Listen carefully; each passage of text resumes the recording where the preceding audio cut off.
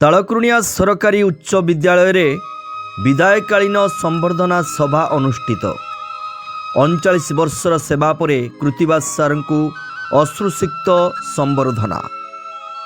नमस्कार दर्शक बंधु, बालेश्वर जिला बाहानगा ब्लॉक अंतर्गत तालकुर्णिया सरकारी उच्च विद्यालय प्रांगण आज साक्षी होता गोटे भावविहुल और स्मृतिमय मुहूर्तर। दीर्घ 39 वर्ष धरी निष्ठा समर्पण और ममता सहित छात्र छात्री को गढ़ी हिंदी शिक्षक श्रीयुक्त कृतिवास चंद्र बेज को अवसरकालीन संबर्धना सभा अनुष्ठित हो जाइछि। 15 जुलाई 1986 रु 31 डिसेम्बर 2025 पर्यंत हिंदी शिक्षक भावे सेवा देइथिबा कृतिवास सार केवल पाठ पढ़ाई नथिले, से शिखाइथिले जीवन जीवंत करिबाकू, परिवेश प्रति सचेतनता, साहित्य प्रति आग्रह और संस्कार प्रति दृढ़ विश्वास तांको शिक्षार मूल आधार थिला। एही कारणरू से अनेक बार सम्मानित होइथिले, किंतु सबुठारु बड़ सम्मान थिला छात्र छात्री मानंको अपार भल पाइबा। एही भाव गंभीर विदायी संबर्धना सभा पुरातन छात्र सत्यनारायण महापात्र, तपन महापात्र, देवकांत मल्लिक, लंबुधर पुष्टि, राजेश त्रिपाठी और श्रीनाथ दास प्रमुखों निष्ठापूर्ण प्रचेष्टार सफल भावे अनुष्ठित होइथिला। पुरातन छात्र मानक एही उद्यम शिक्षक छात्र संपर्कर अतूट बंधन को आउ थरे प्रमाणित करिथिला। संबर्धना सभारे पूर्वतन प्रधान शिक्षक उदय नारायण महापात्र, आलुमिन सभापति श्याम सुंदर भोई, प्रधान शिक्षक सुभाष चंद्र पाढ़ी, एसएमसी प्रेसिडेंट उमेश चंद्र खटुआ प्रमुख मंचासीन होई कृतिवास सार सरलता, शिक्षानुशासन और मानविकता उपरे हृदय स्पर्शी मत व्यक्त करथिले। छात्र छात्री माने प्रिय सार को विदाय देवा समय रे केही आखिर लुह लुचाई पारु नथिले, केही कांदी पकाउथिले तो आउ केही सार को मुहरे हस आनिबाकू नाची नाची विदाय जणाउथिले। सही मुहूर्त सभा को अश्रुसिक्त कर देथिला। सभा परे परे बियान बाजा सहित गाँ परिक्रमा करा जाई समस्त शिक्षक और शिक्षयित्री साथी रे कृतिवास सार को सम्मान सह तांको बासभवन रे पहुंचाई दिया जाइथिला। प्रिय शिक्षकों विदाय क्षण रे प्राय समस्त आखि छल छल हो जाइथिला।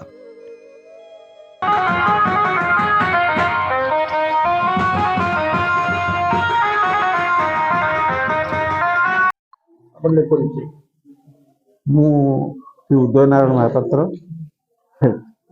ବାବଦରେ ଜଣେ ତ ଶିକ୍ଷକ ପ୍ରଥମେ ପ୍ରବେଶ କରିଥାଏ, ତାପରେ ପ୍ରସ୍ଥାନର ସମୟ ଆସେ, ତାର ସମୟ ହେଇଯାଇଛି ଏବଂ ପ୍ରସ୍ଥାନର ସମୟ ହେଇଛି, ସିଏ ପ୍ରାକୃତିକ ଭାବରେ ସିଏ ପ୍ରସ୍ଥାନ କରୁଛି ବିଦ୍ୟାଳୟରୁ। ସେଥିପାଇଁ ଆଜି ଗୋଟେ ଭବ୍ୟ ସମ୍ବର୍ଦ୍ଧନା ଉତ୍ସବ ଆୟୋଜନ କରାଯାଇଥିଲା। ସେ ଭବ୍ୟ ସମ୍ବର୍ଦ୍ଧନା ଉତ୍ସବରେ ବହୁ ମାନ୍ୟଗଣ୍ୟ ବ୍ୟକ୍ତି ତାଙ୍କର ଶିକ୍ଷକ ଜୀବନର ତାଙ୍କର ସହକାରୀ ଶିକ୍ଷକ ଜୀବନର ସଫଳତା ସମ୍ପର୍କରେ ଆଲୋଚନା ପର୍ଯ୍ୟାଲୋଚନା କରିଥିଲେ।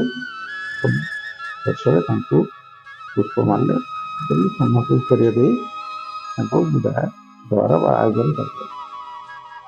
ମୁଁ ଶ୍ୟାମ ସୁନ୍ଦର ଭୋଇ ଜଣେ ଅବସରପ୍ରାପ୍ତ ଶିକ୍ଷକ ତଥା ଏହି ତାଳକୁର୍ଣ୍ଣିଆ ସନାତନ ସରକାରୀ ଉଚ୍ଚ ବିଦ୍ୟାଳୟର ପଞ୍ଚଶଖା ଶିକ୍ଷା କ୍ଷେତ୍ର ଆଲୁମିନିର ପ୍ରେସିଡେଣ୍ଟ। ଆଜି ଏ ବିଦ୍ୟାଳୟ ପାଇଁ ଏକ ଦୁଃଖର ଦିନ, ଯାହାକି ଜଣେ କୃତବିଦ୍ୟ, ଜଣେ ପରିବେଶବିଦ, ଜଣେ ସୁସାହିତ୍ୟିକ, ହିନ୍ଦୀ ଶିକ୍ଷକ ଶ୍ରୀଯୁକ୍ତ कृतिवास चंद्र बेजଙ୍କର ଅବସରକାଳୀନ ଉତ୍ସବ ପାଳନ କରାଯାଉଥିଲା। ଏହା ବିଦ୍ୟାଳୟ ପାଇଁ ଏକ ଅପୂରଣୀୟ କ୍ଷତି। ତାଙ୍କ ଭଳି ଜଣେ ଉଚ୍ଚ ଶିକ୍ଷିତ ଏବଂ ସୁଧାର ଶିକ୍ଷକ ଏ ବିଦ୍ୟାଳୟ ହରାଇଥିବାରୁ ଚେଷ୍ଟା କରାଯାଉଛି ଯେ ବିଦ୍ୟାଳୟ କିଭଳି ଭାବରେ ଉତ୍ତରୋତ୍ତର ଉନ୍ନତି ଘଟିବ।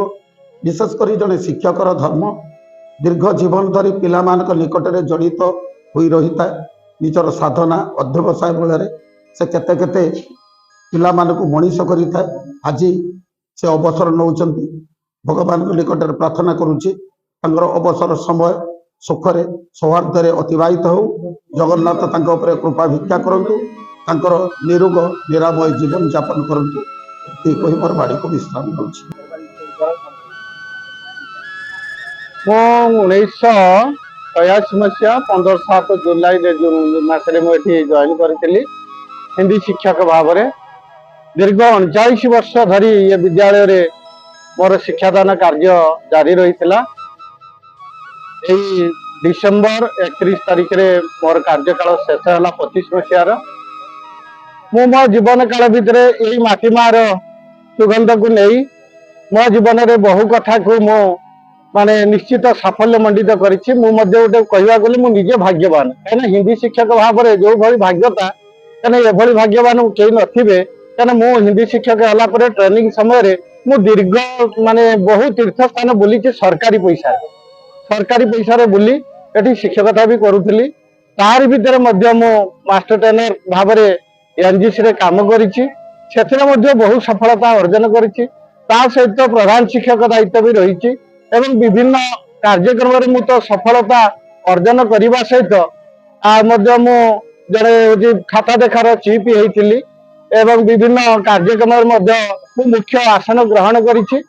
ଏହା ସହିତ ଏ ବିଦ୍ୟାଳୟ ମତେ 2-3 ଥର କୃତି ଶିକ୍ଷକର ସମ୍ମାନ ଦେଇଛି, ଯିଏକି ସରକାରୀ ସମ୍ମାନ ଦେଇଛି ରାଜ୍ୟ ମୁଖ୍ୟମନ୍ତ୍ରୀଙ୍କ ଠାରୁ ଏବଂ ମନ୍ତ୍ରୀଙ୍କ ଠାରୁ ଏବଂ ଜିଲ୍ଲା ସ୍ତରରୁ ଆଉ ବିଭିନ୍ନ ପ୍ରଶାସନିକ ଅଧିକାରୀଙ୍କ ମାନଙ୍କ ଠାରୁ ବିଭିନ୍ନ ପ୍ରକାର ମଧ୍ୟ ମୁଁ ପୁରସ୍କାର ପାଇଛି। ଇଏ ହଉଛି ମୋର ସଫଳତା। ଆଉ ସଫଳତା ଭିତରେ ପିଲାମାନଙ୍କ ଭିତରେ କେମିତି ଶିକ୍ଷାଦାନ କରିବା, ସେଥିପାଇଁ ମୋର ସବୁ ସମୟ ପ୍ରତିଟି ମୁହୂର୍ତ୍ତରେ ମୁଁ ଚିନ୍ତା କରେ।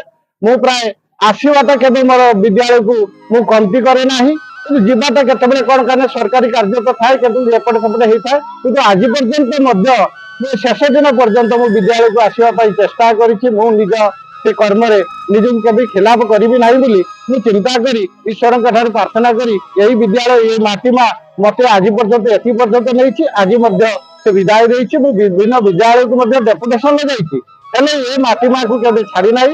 1986 ମସିହାରୁ 25 ମସିହା ପର୍ଯ୍ୟନ୍ତ ମୁଁ ଏଇଟା ରହିଛି।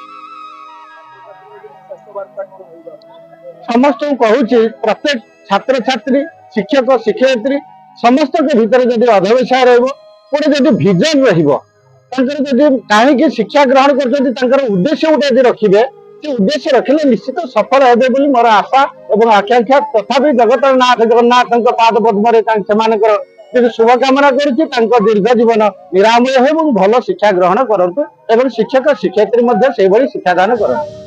କୃତିବାସ ସାର୍ ଆଜି ଅବସର ନେଲେ, କିନ୍ତୁ ତାଙ୍କ ଆଦର୍ଶ ଶିକ୍ଷା ଓ ସ୍ନେହ ତାଳକୃଣିଆ ସରକାରୀ ଉଚ୍ଚ ବିଦ୍ୟାଳୟର ଇତିହାସରେ ଚିରକାଳ ପାଇଁ ଲିପିବଦ୍ଧ ହୋଇ ରହିବ, ଏଥିରେ ସନ୍ଦେହ ନାହିଁ।